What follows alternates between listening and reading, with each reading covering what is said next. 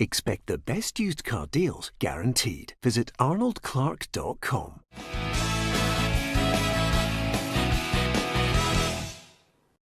Welcome to Peter and Roughie's Football Show, sponsored by Arnold Clark. I'm Peter Martin, delighted that you could join us on the programme tonight. Alan Rough and Barry Ferguson are here on this Wednesday evening with Europe on our minds.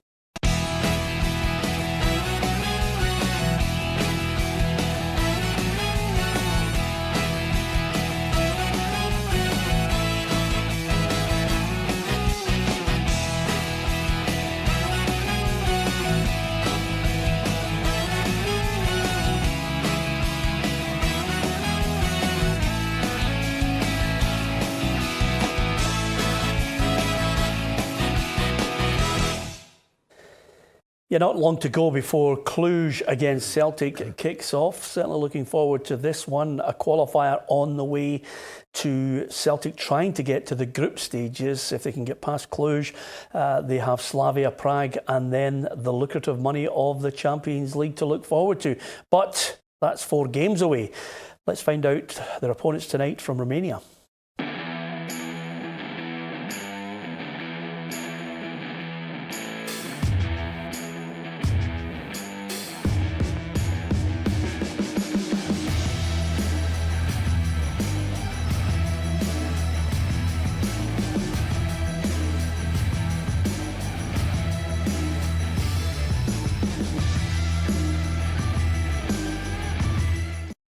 I think it's always difficult, Roughie, to try and work out the strengths and weaknesses of some of the qualifying teams because you don't see the league. You don't know how strong the league is by comparison. You don't know if they've been able to actually recruit players from foreign shores as well.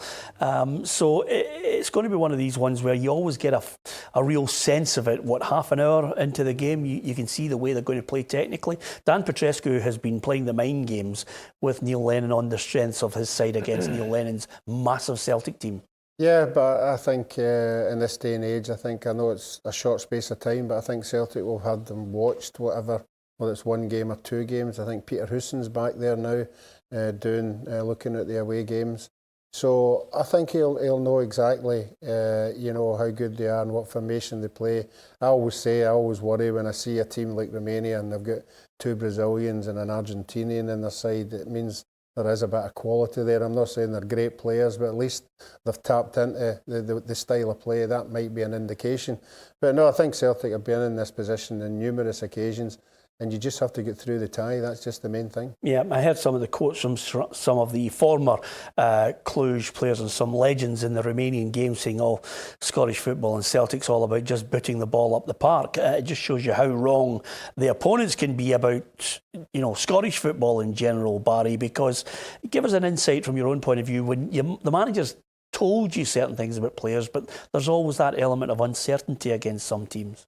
Yeah, certainly that happens when you're in the qualifying games. You don't know too much detail in what you're coming up against. As Roughie pointed out, they do get the scouts go and watch them 1 or 2 games, but it's still early in the season, you know what I mean? You don't get to know them that well.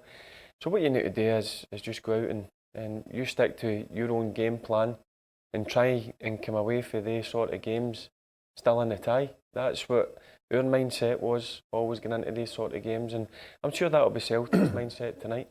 Here's James Forrest's take on the opponents. Yeah, but no, they've been in the Champions League recently, and we know you go to places like this, and it's really hard games, and you've got players that are playing for their international teams, and yeah, we know it's going to be really difficult, and we're definitely not going to take it lightly. Yeah, well, that's the players, and they'll certainly be heartened by the fact that a 7-0 win against St Johnstone, and a lot of positives to take from that game. Yeah, a lot of positives going forward. There's no doubt about that. But there will be stages in this game when Celtic will have to defend. And sometimes the defensive side is the one that's let them down, particularly balls into the box. They've lost away from home and made it difficult for themselves when they get home. But you hope year on year that they've worked on that. But I would think if Celtic could come away with maybe scoring a goal away from home and obviously they don't concede, that'd be great. But I think even a draw would be good. Yeah, here's Neil Lennon's take on the opposition and, of course, the mind games that are going on. I don't really buy into Dan's comments. I don't know the budgets of both teams, but I do know it will be competitive. We come here in good form. Cluj are in good form, so I think the tie is pretty even. We've got a bit of momentum. We had a great result at the weekend. It will have no real relevance on Wednesday night, though. But psychologically, it's good for the players to have a win and a performance like that going into such an important game. This is a totally different animal. This is Europe away from home against the Romanian champions. And as far as Dan Petrescu is concerned with this tie, this is what he had to say. They have something like the style of Ajax. They don't play long balls. They play only short balls, pass all the time. They try to play good football, and they have very good speed in midfield and attack, not only for goals, but also to think. It is not going to be easy, but sometimes miracles could happen. I'm sure we need a perfect game. We have to make our best game ever and be fantastic in both games. Well, nice compliments from a manager who's clearly done his homework. Yeah, that's the way Celtic like to play, is get the ball down. I think it might be a bit different playing away from home in Europe. Neil Lennon's obviously experienced in that competition. He'll just want to go over there and make sure they sit tight. Because going forward, Celtic are always capable of scoring a goal. As long as they keep it tight at the back, they've got the quality of getting away goal. Because it is going to be tough. Romanian champions, they've got Champions League pedigree, this club, so they're a decent team. Yeah, of course, there's a little sideshow going on, Roughie, with Willie. Won't he join Arsenal? I'm talking, of course, about Kieran Tierney. Neil Lennon was quick to distance himself from the notion that he was potentially facing 8 weeks on the sideline with an injury. He says he's, a week away from full training, being back ready. So is that enough to get past an Arsenal medical if they do indeed come in with a third and final bid? Yeah, well, obviously, Arsenal must know the history of what Kieran Tierney's been going through in the last year. They've already put in a bid, we believe, for 25 million. We're not privy to what the wee technical things that are stopping it. It might not be that far away. Somebody might have to come and go. But I still think in this day and age, when we see this transfer window in England, these clubs are quite happy to go to the last 5-10 minutes, and then just try and get the deal through. So it remains to be seen, what is the stumbling block in this whole thing. I've already said, I would think it's the sell-on, but, you see the boy going for 80 million. If they let Kieran Tierney go to Arsenal for 25 million, they'll want some kind of sell-on clause to get a benefit out of what they've done for him since he's been there as a young boy. Yeah, maybe not as much money on offer for Scott McKenna, but Aberdeen were talking around 7 million at one point. Suddenly, it's not the big clubs, it's suddenly a Nottingham Forest looking at him at 3 million, and they'll need to up their game if they're going to try and prize him away from the Dons. How much of a blow is it for Aberdeen that he's been putting in a transfer request, which they've blown out of the water? You seem to have an unhappy player whose mind's been taken off the Dons. Yeah, well, first and foremost, I think Derek will be disappointed that he's put in a transfer request, but I think at the back of Derek's mind, he might have known that there will be a bid or two coming in for Scott McKenna, so he'll have probably another defender in mind. At that sort of money, whether it's £3-4 million, I think it's a great bit of business for Aberdeen, if I'm being honest with you. So look, at the end of the day, the decision will come down to Derek and the board. But if you're getting that kind of money for Scott McKenna, I think Aberdeen would take it. Yeah, Ash Taylor, they signed him in the summer, Roughie, still a wee bit away with his injury, but is he in the right frame of mind, McKenna, for you, for an Aberdeen side that desperately needs a good performance over two legs against Rijeka? This is just all about the individual. Every football individual can handle things differently. Some throw the dummy out the pram. Some are professional enough to say, right, this is the decision, I have to go on with it. But it is a difficult one to get out the back of your head, particularly if you're getting into a big game and you've really made your mind up, you really want a move and it doesn't happen. You've just got to push it to the side. But as Barry will tell you, as soon as you go into a football part and that whistle goes, everything does go out the window, because all you're doing is 100% concentrating for yourself and your teammates. And then when the game finishes, then you can start thinking about it. Right, what Derek will be doing, he'll be looking at him closely in training and see if his mindset's right, because it needs to be right going into this big game. This is massive for Aberdeen to get through, and he needs players that are 100% committed, whether Scott is or no. We don't know whether it's agents or clubs, obviously in his ear. But Derek's clever enough to realise that if he's ready for it or not. Yeah, okay, from Aberdeen's plight against Roughie. We'll get predictions from the guys before we go off air. Coming up, we'll talk about the troubles at Partick Thistle. Who better to talk about it than Alan Rough, who's here with us? That's all after the quiz.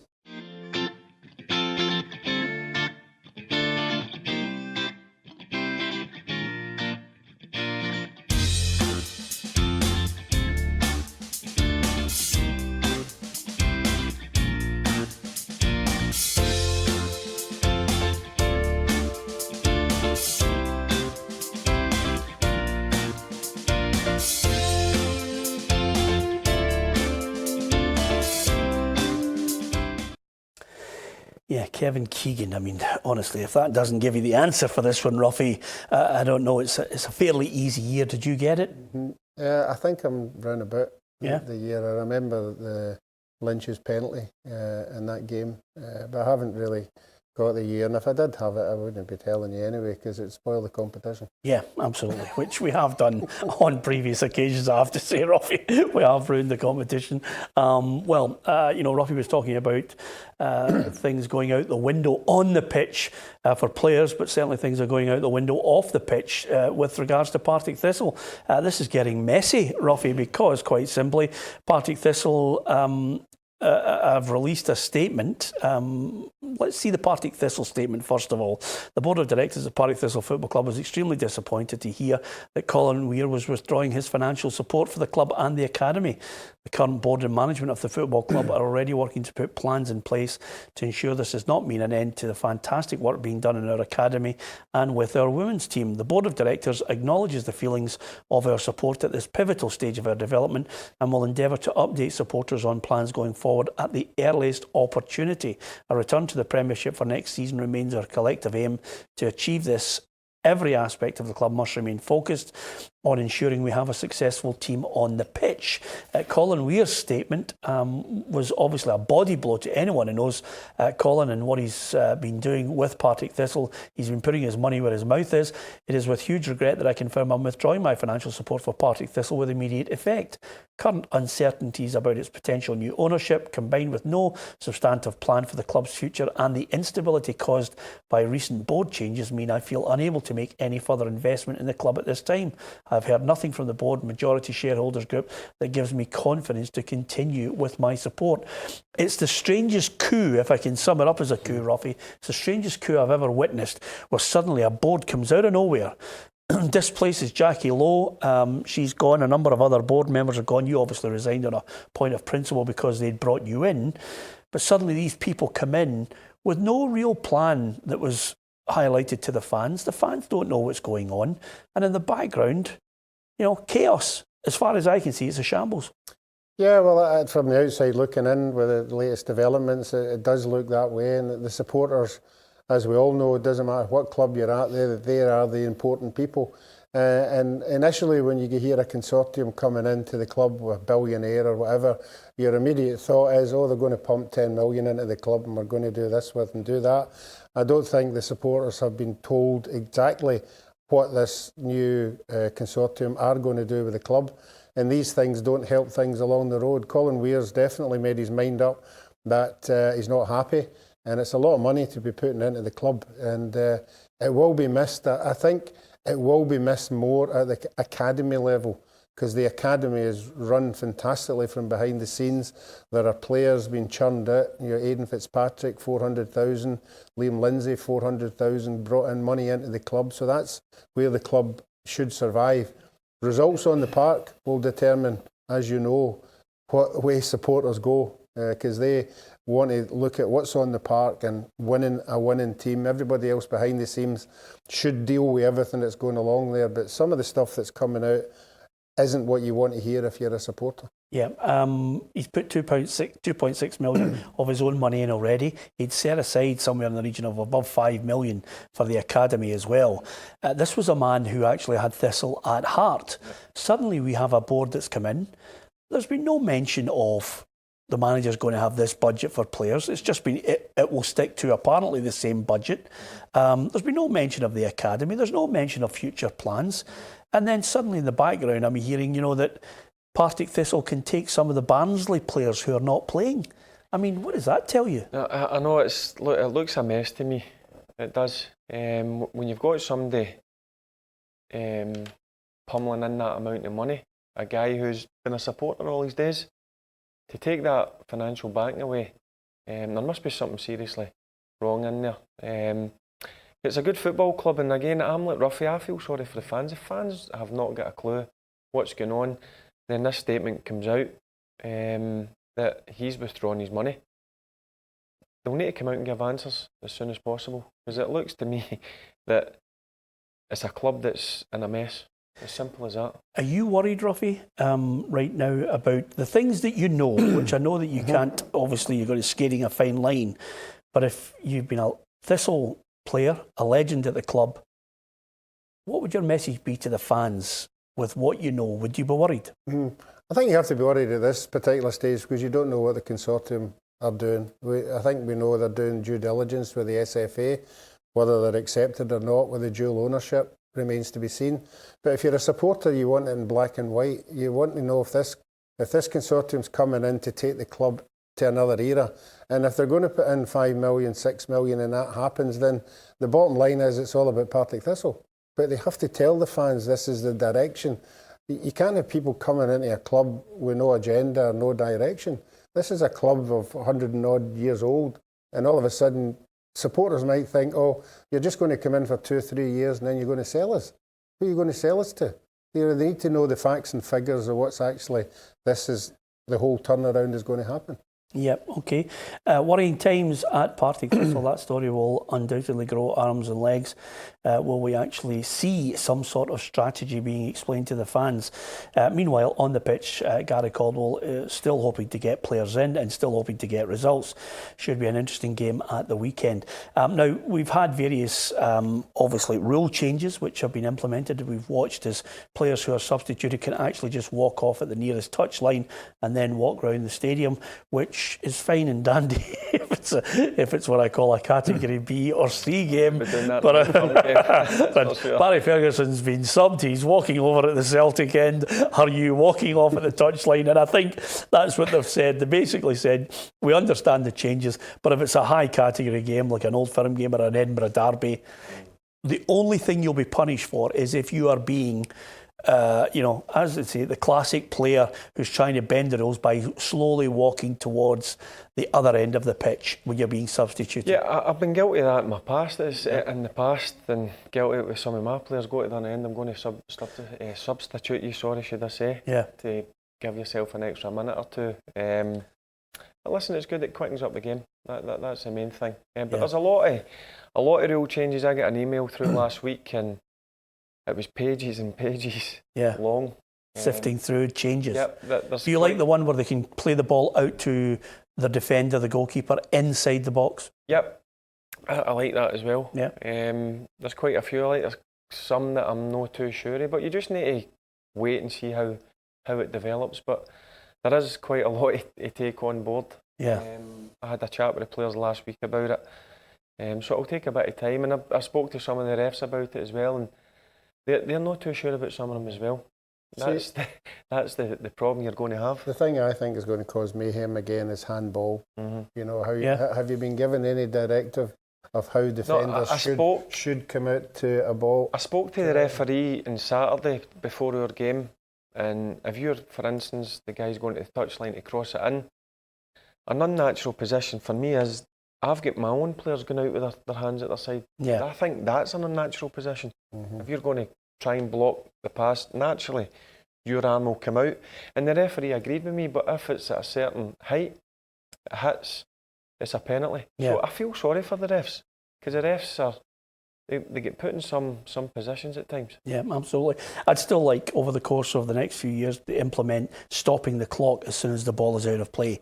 As soon as the ball is not in play, stop the clock, stops everybody cheating. It's as simple as that. Also means you get 90 minutes of football. Because I think somebody did a survey and the ball's on the park for something like 62 minutes or something. Absolutely, you're right. Just something, it's a talking point, nevertheless. There are a number of rule changes which, if it's worrying Barry, the players will find out. They'll become more and more frustrated as they're all explained to them by our referees. You can give us your view on our YouTube channel. You can subscribe to PLZ Soccer on the YouTube. Join us on Facebook. Download the app as well, and you'll have access to winning some great competitions that we're running over the course of the season. From Roughie, from Barry and myself, Peter, thank you for watching.